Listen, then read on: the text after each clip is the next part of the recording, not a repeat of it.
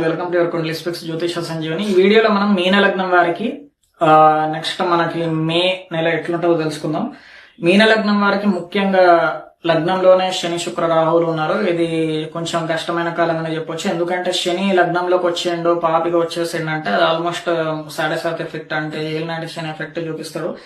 And ముఖ్యంగా సప్తమ దశమ స్థానాలు ఏవైతే జీవన స్థానాలు అంటారో అవి దెబ్బతిన్నాయి కాబట్టి సప్తమం పెళ్లి అండ్ వివాహ స్థానము, దశమం వచ్చేసి ఉద్యోగ స్థానము, ఇవి కేంద్ర స్థానాలు అన్ని కూడా జీవన స్థానాలు అంటారు కాబట్టి ఇవి జాగ్రత్తగా ఉండాలి మీన లగ్నం వారు. ఒకవేళ శని దశ అవ్వకపోతే మాత్రం ఇది ఇంపాక్ట్ ఎక్కువ ఉంటుంది. సో ఖచ్చితంగా రెమెడీస్ చేసుకోవాలి.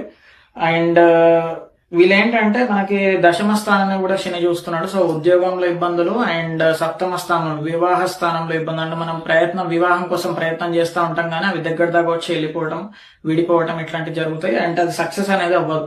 సో దీనికి మనం శని రెమెడీస్ ఖచ్చితంగా చేసుకోవాలి. శుక్రుడు కూడా చూస్తున్నాడు. సో శుక్రుడు శని ఇద్దరు చూస్తున్నారు అంటే మాత్రం అక్కడ వివాహ స్థానంలో తీవ్రమైన సమస్యలు ఉందని అర్థం. సో దానికి మీన లగ్నం వారు దానికి సంబంధించిన రెమెడీస్ వేసుకోవాలి. అండ్ పంచమ స్థానాన్ని మాత్రం కుజుడు చూస్తున్నాడు.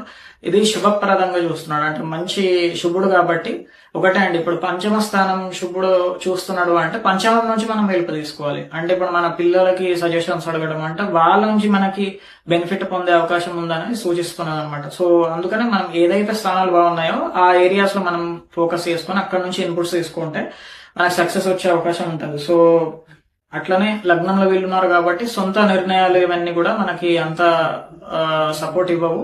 సో మనం వీలైనంత వరకు మనం అయితే పిల్లల నుంచి సజెషన్ తీసుకోవడం ఇట్లాంటి మనం ట్రై చేయాలి. అండ్ మే 14 తర్వాత మాత్రం చాలా బాగుంటది. గురువు కర్కటకంలోకి వచ్చేస్తున్నాడు, గురువు మనకి మిథునంలోకి వస్తున్నాడు మీన లగ్నం వరకు. సో గురువు మిథునంలోకి వచ్చినప్పుడు వాళ్ళకి చతుర్థ స్థానం అవుతుంది కాబట్టి అక్కడ ప్రాపర్టీస్ రిలేటెడ్ మంచి డెసిషన్స్ అండ్ జాబ్ లో ముఖ్యంగా జాబ్ లో మంచి ఏదైతే ఇబ్బందులు ఉన్నాయో అవి తగ్గిపోవటం. అండ్ వీళ్ళిద్దరు కూడా అష్టమ స్థానాన్ని చూస్తున్నారు. సో అష్టమ స్థానాన్ని అండ్ పంచమ స్థానం కుజుడు ఓవరాల్ గా చూస్తున్నాడు కాబట్టి అష్టమ స్థానాన్ని చూసినప్పుడు ఏంటంటే మనకి కాంపిటేటివ్ ఎగ్జామ్స్ లో మనం గెలవడం అండ్ ముఖ్యంగా కోర్టు కేసెస్ లో మంచి మనకి పాజిటివ్ రిజల్ట్స్ రావడం అనేది జరుగుతాయి. సో అందుకనే మే 14 తర్వాత వీళ్ళు ఇలాంటి కార్యక్రమాలు పెట్టుకుంటే మనకి న్యాయం మన వైపు ఉండే అవకాశం ఉంటుంది. సో అది అండి.